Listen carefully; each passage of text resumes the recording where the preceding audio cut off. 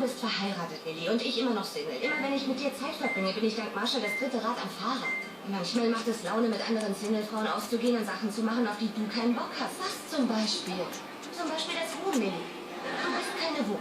Auch ich bin eine Wu. Das wäre nur getan. Nein, hör zu. Lilly, das wärst nicht du. Oh, ich kann dich totknutschen. Ja?